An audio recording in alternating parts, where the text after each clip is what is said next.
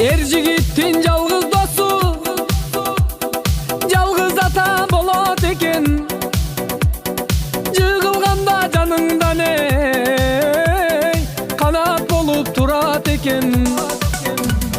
Er jigittin жалгыз досу, жалгыз ата болот экен.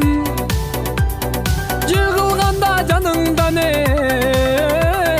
канат болуп турат экен. Ата, siz menin kanatımsız, kanatımsız, kanatımsız ata. Yaşodo meni şengen adamımsız, adamımsız ata. Жалгызым ата.